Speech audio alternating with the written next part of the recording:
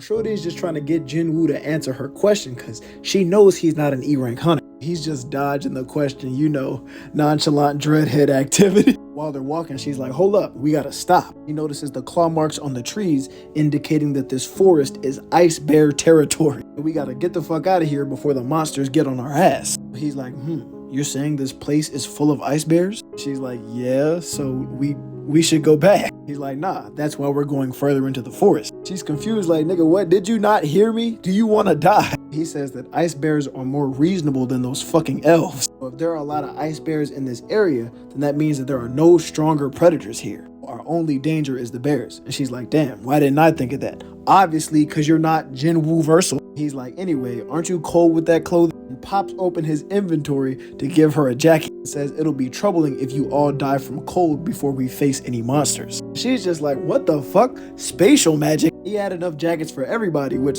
surprised them even more, because usually people can only have like 1 or 2 items and some shit like that. So his student is like, alright bro, who the fuck are you for real? He pats her on the head and says, since I'm the one who brought you here, it's my responsibility to protect you. However, don't ask me shit. And that goes for the rest of you. Don't ask me any questions and don't demand anything from me. As he's saying this, one of the ice bears pulls up. They start scrambling around. She tries to do something to distract it. Jinwoo's just looking at the bear as free experience. It swipes at him. He's able to jump into the air up over it with his bare hand just knuckling up. That's some cranial fracturing, some brain damage. Actually, no, that's certain death. That's cranial implosion. He did him how Luffy did Bellamy. He had the whole follow through and everything. The guildmaster's still on the outside trying to figure out what his business is with Jinwoo. He's like, bro, don't worry about it. It's just entertainment. The guildmaster tells him that whatever your objective is, since this is a red gate, there's nothing you can do. They are in a completely separate world right now. It could be a jungle filled with poisonous snakes or an extremely cold tundra. Fucking 100-degree desert or some shit. He's just like, damn, cause bro wants his revenge. He's excited that he just got to see something rare passing by. With them having no clue how long this will take, he can't just wait there until the dungeon opens. Our man's is like Jinwoo got lucky because he didn't have to deal with this confrontation, but nah, he's lucky if he can come back at all. This red gate shit is not no joke. Allegedly, because they in here having a campfire, singing a campfire song, eating the bear meat. He asking him about his sister and if she really studies all that hard because she be getting straight A's. Just friendly banter, like these niggas are having a good time. It's up to go off on his own, and she asks where he going. He says, since I just ate, I'm about to go exercise. And they're like, nigga, what? Inside a dungeon? Bro. He says there will be a penalty if I don't, and they just think he's being weird. But really, he's right to do this, because if he got pulled into the penalty zone, they would all be left alone in this strong-ass dungeon. Separate world, whatever this red gate shit is. Now that he's warmed up with his push-ups and sit-ups, it's time to go hunting. He's out here looking for the smoke, finding the nest of bears. He says their numbers are roughly the same, and he says, come out. And his shadow starts shadowing. His army of the dead rise behind him. Like, this shit is so cold. He says, y'all know this is y'all first mission, right? Go. Let's handle business. So he finds the nest of ice bears. And I'm not gonna lie, this might be animal cruelty. How you gonna go to their crib and just murk them all? He even getting his magicians in on it, torching the bears with big ass fire blasts. And he's just happy watching the light show because his soldiers are stronger than he expected. Like, their regeneration is comparable to immortality. Like, as long as he has mana, they can't be destroyed and will just keep reforming. However, it does consume a lot of his energy, as it shows him burning through it pretty quickly. But then the big dog shows up, the leader of the bears, and he actually starts running through the soldiers a bit, and now Jinwoo's run out of mana, so he can't restore them. So he's like, alright, Igris, handle my light work. And without a word, bro start walking him down, whips out his trademark big ass sword, and just gets to work, doing the king bear crazy. Like, he slashed its shoulder as he flew past it, and it tries to counter by swiping at him, but then he just stabs it in the arm and drags the blade down to make it worse. So the bear's just screaming in pain, but Igris speeds around behind it, chops both of its fucking Achilles. Like, even Jinwoo says, god damn, because he really just took away any ability the bear had to move before chopping his head clean off and delivering it to his new king. And all Jinwoo can think is, damn, because if Igris used his sword against him,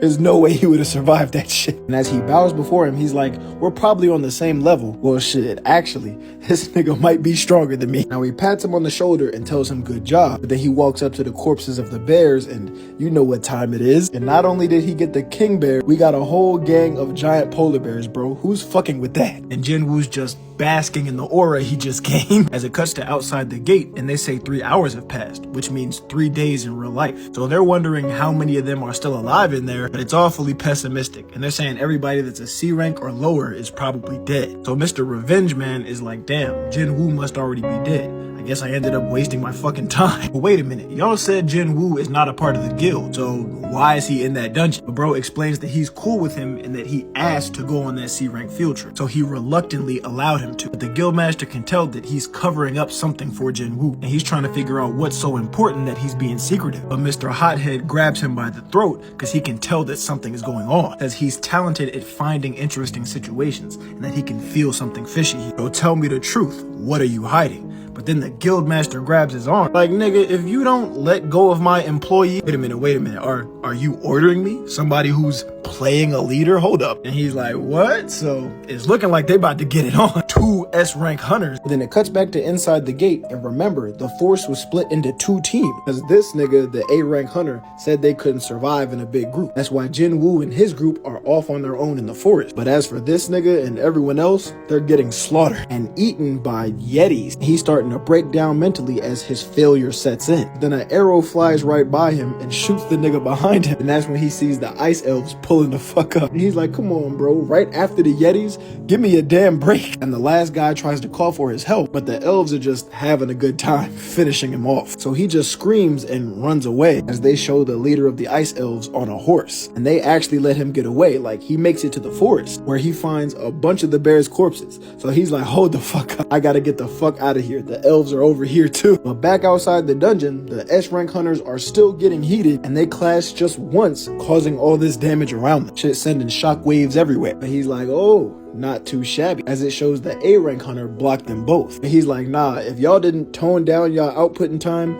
y'all would have blown both my arms off. And says, now I was the first one to suspect Jinwoo of reawakening, but we retested him and he's still just an E-rank. It's unfortunate your brother has died, but Jinwoo is not strong enough to take out his whole task force. And he's like, yeah, I know. You see, really, it's just an excuse to kill another human being. That's all he's using his brother's death for. But since it's not looking like the gate is gonna open anytime soon, he says, fuck this, I'ma just go to bed. But bro's thinking he knows Jinwoo better than anybody, so he's definitely gonna make it back. Now it cuts back to Jinwoo's company enjoying their campfire time as Kim Chul finds them. And he's like, what the fuck?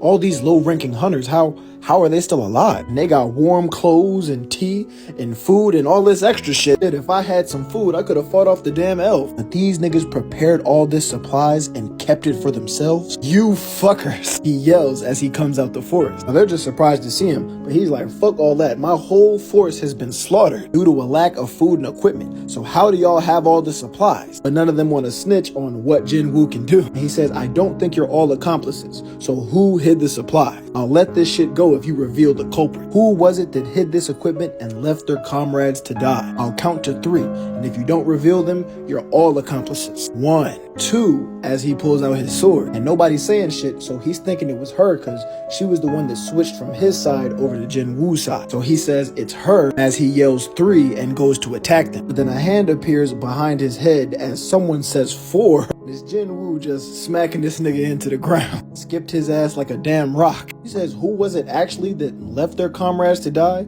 And not to mention, you came back with dead weight. They're like, dead weight? What do you mean? But Jinwoo says out loud for them to undo their stealth. As their energy is so powerful, hiding is pointless. And the elves revealed themselves that they followed him back to camp. And Jinwoo can tell from the energy that this must be the boss. He says, oh, there really was one. A useful guy among the trashes. You're like, what? Did you just call us trash? And he's like, wait a minute. You can speak my language? But Jinwoo didn't even realize he spoke a different tongue. Like, he got hacks he don't know about. And he figures it's just another effect of the system. Then the elf is like, oh, bet, we can talk. There's somebody I want to introduce you to. And it's the scout elf that shot an arrow at him before. And he says, you're already acquaintances, and he reported to me about you. This guy wanted to face off with you, but before he even finished the sentence. Yeah, Jinwoo not with none of the play shit today. Anything else to say? But the boss just laughs and says, you're an amusing guy. I have a proposal and it won't be detrimental to you. But before that, I want to ask you a question. Despite not being a human, why are you among the humans? And of course, Jinwoo's like, what the hell are you talking about? And he's like, bro, are you not aware of it? In all the monsters' heads, there's a voice constantly speaking to them, telling them to kill humans. That voice disappears in Jinwoo's presence. He figures it's similar to how the system works for him. Yo said, there's no need for us to fight. I don't need the casualties on my side. Just hand over the humans behind you and I'll spare your life. How about it? Jinwoo locks in and says, hold up, just let me ask a question. Who are you guys? Where did you come from and why are you trying to kill humans? And he says we are. Then he just glitches like a video game and repeats the same proposal he just said about not wanting to fight. He's like, what the fuck? Did this nigga just glitch? Like, is he avoiding my question or what's going on? He's just on go mode. Do you accept our proposal? Fuck no, nigga. What you thought this was? And he's like, bro, you think you can beat me and my soldiers? Like, look at the numbers. Jinwoo's like, numbers? What numbers? As he summons the gang. It's the first time the other hunters are seeing his power. We're just terrified, surrounded by the giant ice bears. The elf says, what a cheap trick. But Jinwoo's like, is it really? They start putting in work on the elves. Like, this one getting munched on, bro getting held by the collar. Like, they putting in work. The rest of the hunters just retreat to cover. Jinwoo realizes that calling it a cheap trick wasn't a bluff. Even though I've got numbers, I can't maintain this army for long. They may be immortal, but the more they get destroyed, the more my energy is consumed. I've leveled them up so they can handle the elves. It's just this nigga. He's the problem. Even if I team up with Igris, it might not be enough. Like, an ordinary soldier won't do. As he glances over at the A-rank hunter he just knocked out, he says, my name is Baruka. What's yours? Sung Jinwoo. Now peep the next level IQ. He steps on this sword as he rushes towards the elf to knock it backwards. It spins through the air and hits that nigga's body while he's just continuing his attack. Bro over here looking like Whis the way he weaving shit. He tries to step on his blade to pin it to the ground, but it disappears. He summoned it to his other hand and goes to stab it. Nigga's still fast as shit though and just blocks it. He knees Jinwoo in the side, sending him flying back. He catches himself, but that shit looked like it hurt. Now it's been a while since I've had this much excitement. Then he looks up and a giant fireball appears above him. It crashes down into him. Jinwoo got his magicians involved. Now after the sword hit Buddy, he starts to wake up and realizes that Jinwoo is nearby. That bastard. He sees the sword on the ground next to him and immediately makes up his mind to kill him. But Jinwoo's still just watching the fire burn. Come on, there's no way he'd die from that. Stop wasting time and come on out. He bursts through the smoke laughing. Is this the limit of your soldiers? At the same time, Shorty calls for him. Kim Chul is attacking him from behind, screaming his name and that he's going to kill him. The elf laughs like, oh, seems I'm not the only one trying to kill you. Jinwoo says Kim Chul, just as I predicted, and he calls on Igris, who pulls up without a second to waste and puts this man on a pike. Oh my goodness. He's coughing up blood and calling him a bastard like he didn't just try to kill him. He realizes that he had this shit planned out from the start. Jinwoo just coldly looks back at him. He dies on Igris' sword. How interesting, but what difference is this gonna make? Well, don't worry. You're about to find out. He sends Igris over to fight him one-on-one real quick. The whole time he baited him into attacking him so he could kill him and turn him into his own soldier. Arise, and Buddy starts changing. He bows to him, and Jinwoo notices that he's even bigger than he was when he was alive. Since he can name his shadows, he names him Iron. He's over here beating Igris' ass and talking shit like, you think one soldier is enough to stop me? He's like, of course not, as Iron activates his taunt. The elf starts laughing like, oh, another amusing guy. Let's get it. He tries to rush him, but he blocks him with his shield. He tries to counter, but bro's just way too fast. Bro's just laughing like, you think this slow-ass nigga is a match for me? Really? Well, how about all three of us? It looked like we about to run the ones. They doing him like Gojo. The girl he was mentoring is like, are all hunter fights like this? She says if that was the case, I'd have never got my license. I ain't never seen no shit like this in my life. Are we dreaming right now? Then Igris thrusts his sword at him, forcing him to dodge to the left. Jinwoo shanks him from behind and poisons him. He was still able to dodge a fatal attack with all them jumping.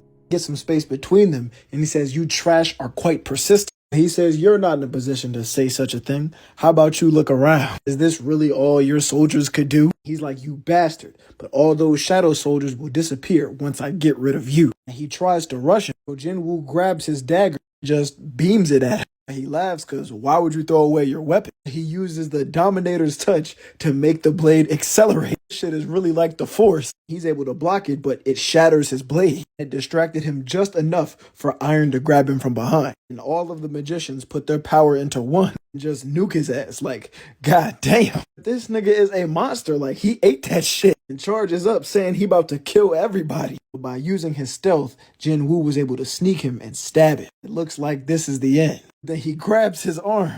Who the fuck do you think you're fighting? He didn't see Iron right behind him. Bro lands his first shot of the fight. And Jin Woo says, I told you, this is the end. The system tells him that he beat the boss and he leveled up a bunch. So it's finally over. Then everybody hears a loud banging. And this nigga Iron is still just beating his dead body into the ground. Jin Woo's like, yo, chill out. Says even though he became a shadow, this nigga's still a dumbass. It was probably going to be a headache later on. He looks over at Egress and he just sighs. He looks at the rest of the soldiers and they hype him up like, hey, yo, the shadows having personalities is the best shit in this shit. Jin Woo's like, all right, everybody, let's go back. The gate open and they can finally go home. So everybody starts celebrating. Jin Woo's like, give me a second.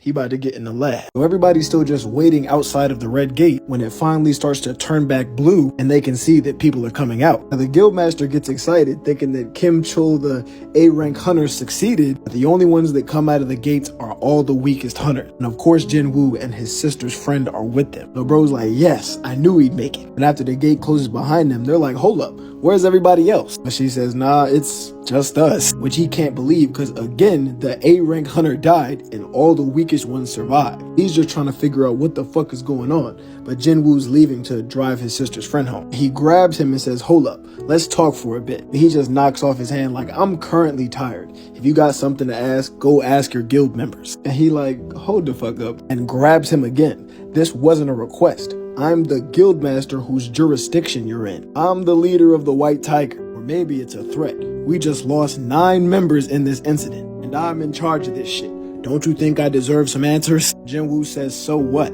I saved the remaining 3 people. If you're the guildmaster, shouldn't you thank me first? They just staring each other down for a second. He says, you're right. I apologize. He walks to the car and drives her home. He asks the girl, yo, who is he and why is he so irritated? She says, I'm not sure. After he killed the boss, he shouted something 3 times in front of the corpse and then he just got upset. So it sounded like he tried to turn the boss into a shadow soldier, but the shit didn't work. He starts apologizing for Jin Woo, saying that he's not a bad person, but he's like, nah, that's not the problem. Why haven't you recruited this nigga yet? Stands so confidently against me, I should be prepared to lose an arm against him in a fight. Remember, he's an S-rank hunter. He tells him to hurry that shit up. I'll do whatever I can. We gotta bring him over to our side. He lets out a sigh of relief because he was right all along. Now it cuts to Jin Woo driving her home and he's just thinking, is it because the boss was stronger than him that he couldn't turn him into a soldier? Damn, it just feels like such a waste. At least he was able to get his dagger off of him. They pull up at her crib. He says she did a good job. She says get home safe and says, hey Appa, I think this is supposed to mean like brother or something. She thanks him for today and says she'll see him tomorrow or today because it's already damn near 4 a.m. He's like, right, because it's time to get back in the dungeons with Jin Ho. But cuts to the next day and like always, Jin Ho gotta rock his extra shit before they go on a mission. Jin Woo asks him to pick up somebody along the way. He's like, wait a minute, is this some type of girlfriend I need to be worried about? But he's like, nah, she's just my sister's friend. They pull up to where she stay at. She comes outside looking cute as a button. Everybody says good morning. They start talking about how they didn't get to sleep till late last night. But Jin Ho's like, whoa, night. Unable to sleep. Like, yo, you know she's a minor. And bro's like, huh? And? He says, never mind, thinking Jin Woo is not normal, so he shouldn't judge him with ordinary standards. They just hurry up on their way to the dungeon. It cuts to them inside where his shadow army is fighting a bunch of rock monsters. This is Jin Ho's first time seeing the game. We has to tell him that this is his skill. He's like, what, you can summon all this cheating ass shit with a skill? He says, yeah, it's kind of complicated, but it's hella convenient. They be doing chores for me and they can mine all the crystals. But Jin Ho's like, damn, well, can I at least mine some crystals too? Bro, why? He says he just feels like he's losing his place, and Jin Woo really starts to take a liking to him. He actually does start to help out the shadows with the crystals.